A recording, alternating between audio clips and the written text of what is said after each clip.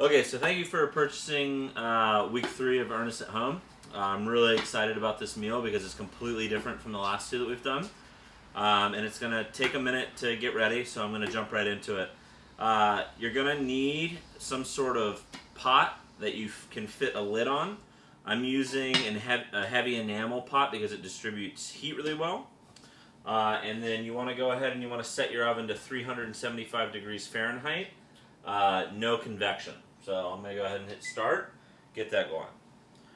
In your pot, you want to take the lid off, and you're going to get your broth, the roasted garlic Cioppino, the base that's in the quart container, and you're going to pour it in there. This base is really delicious. We cooked it for about 16 or 17 hours.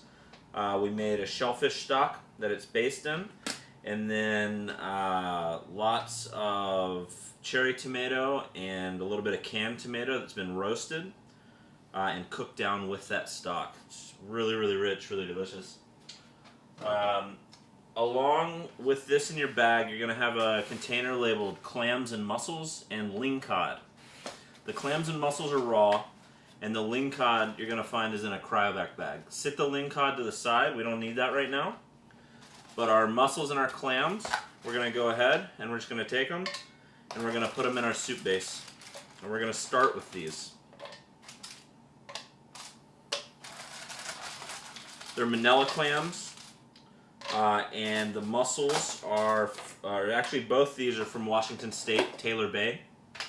They grow really delicious shellfish. So to start, I've got my clams and my mussels in my base. I'm going to put the lid back on it, and we're going to bring it up until all this shellfish opens up. I'm just going to put it on high and let it blast. Also with this, you have another container labeled shrimp, octopus, and scallops. All this is already cooked, ready to go. And this is something we're going to add in once this is already hot and ready to go. Because it's already cooked and all we have to do is warm this through. In the meantime, while all that is heating up, we're going to make our salad. You have, I believe, 3 containers for this. You have a cherry vinaigrette, you have a goat cheese mousse, and you have your spring pea salad. When you open your spring pea salad, you're going to see on top there's some arugula. Pick that off of it and put it on the other side, just because we want to kind of garnish our salad with this. And then we're going to take everything else and we're going to put it in a mixing bowl.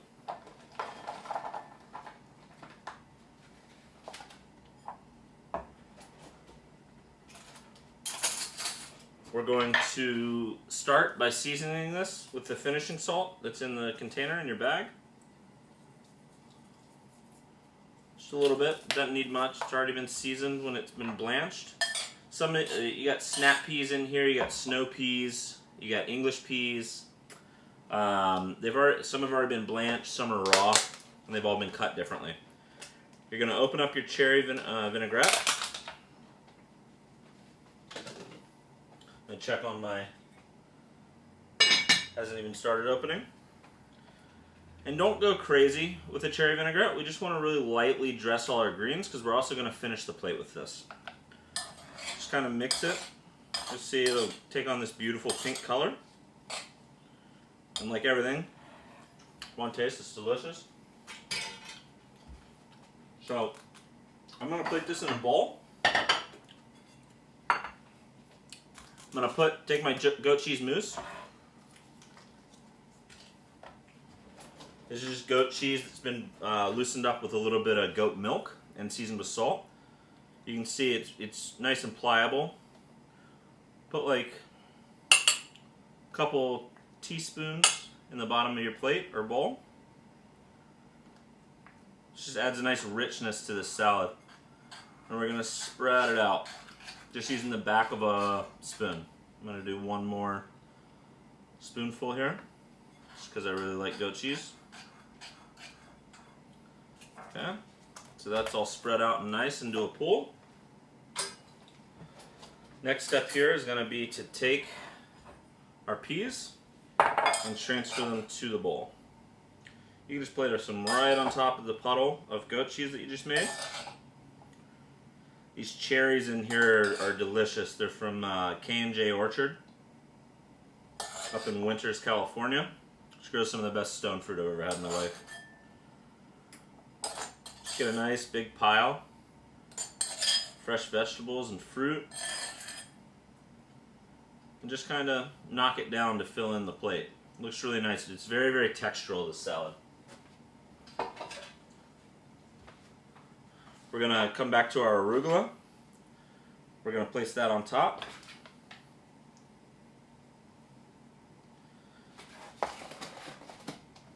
And then to finish this salad, we're just going to drizzle a little bit more of this cherry vinaigrette on top.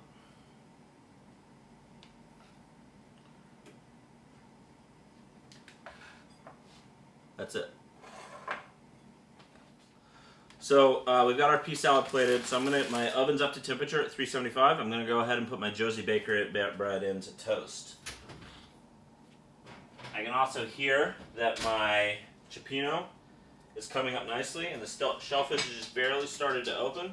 I'm gonna lower the heat just a little bit to like a low medium, somewhere in there. While our bread toasts, we can get everything else ready for our Cioppino. Our ling cod has been poached in a bag with a little bit of olive oil. We're going to go ahead and we're going to cut this open.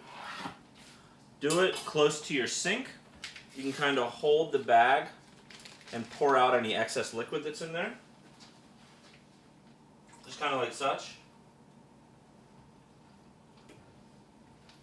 And then I have a tray here that I can go on with my fish onto a paper towel.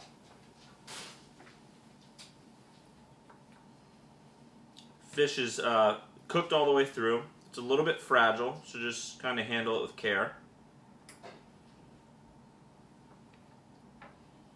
And we'll set this to the side. We'll set it with our scallops and our octopus and shrimp. Since that's ready, we're going to move on to your fennel and herb salad. This is for the top of the Cioppino when you serve it. So you're going to open it. You're going to see you're going to have a lemon vinaigrette in there, just a Meyer lemon vinaigrette. And then there's fennel, there's parsley, fennel fronds, cilantro, and shiso. We're going to take this, put it in a mixing bowl, and we're just going to season this really, really lightly. You don't want this to be weighted down or anything. You just want it to be a little bit brighter. So using your salt, a little bit on top.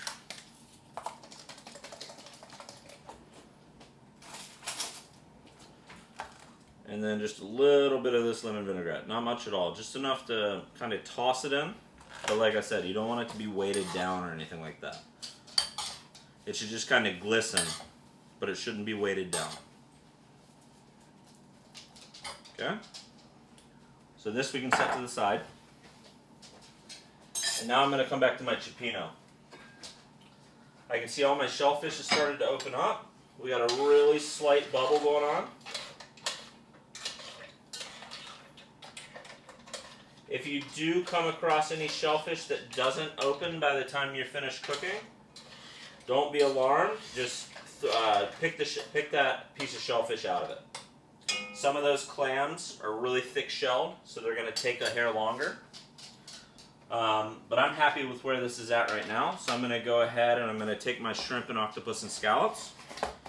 You can open it up and see. Octopus, shrimp, scallops. There are a couple marinated mussels in there as well. And I'm going to go ahead and top the top of this. The scallops have already been seared. The shrimp has already been poached in court bouillon, and the octopus was actually cooked in olive oil for about 24 hours. And we're just going to top everything here, make it really, really beautiful.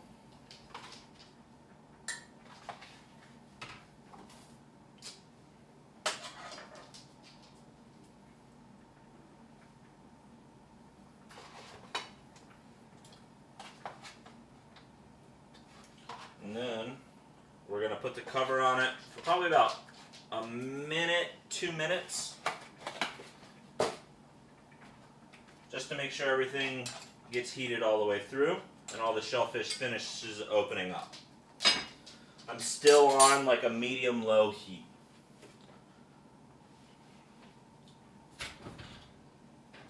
Our bread's about a minute away.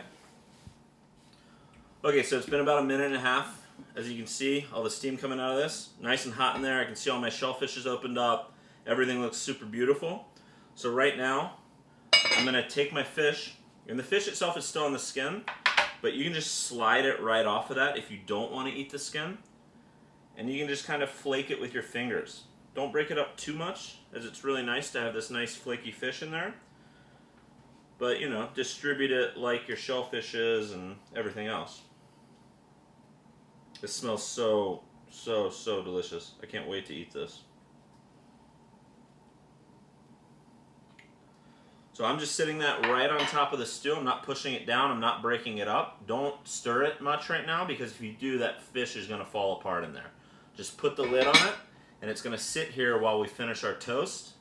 And by that time, it'll be nice and warm. We don't need to cook the fish anymore, and we don't need to cook anything else that's in there. So right now, I'm going to grab my Josie Baker bread out of the oven.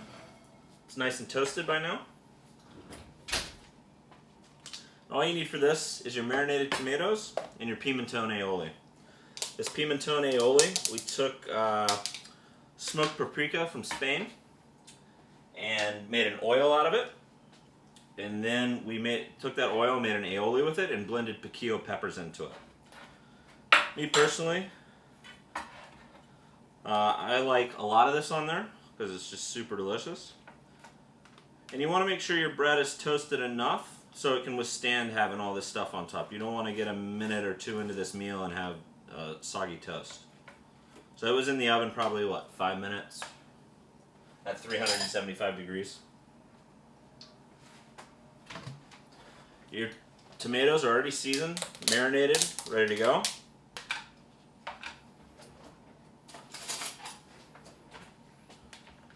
And you can just take those and spill them over the top. It looks incredible.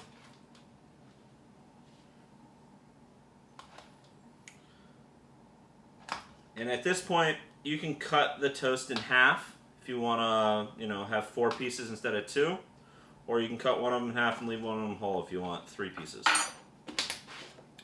I'm going to leave it as it is, just because it's just me and someone else eating. And I'm just going to transfer this to a plate like this. So you can see this is the pan con tomate. Okay? So by now, our cioppino, the fish in there, is nice and hot. Everything's nice and hot. So I'm going to go ahead and I'm going to take the lid off. I'm going to take my fennel and herb salad and I'm going to finish the top with it. I would present this in something like this, like a larger vessel, because it's got that intensity factor. You know, you get to see this. It's so beautiful. Just kind of strew this over the top.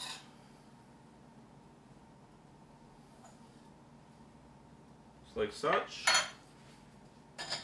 And then lastly, in your kit you have an herb oil. This is parsley, cilantro, shiso, and tarragon in this oil that we're just going to break the top of the cioppino with.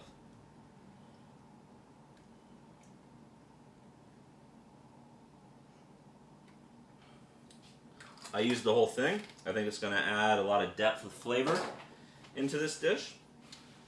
I don't know if you can see it, but it's just super beautiful. Okay? So we've got our cioppino, we've got our pan con tomate, and we've got our spring pea salad with confit mushrooms, arugula, and cherry vinaigrette. I would serve this in bowls at the table. If you have a ladle would work really well. I have a cheap plastic one. That's it.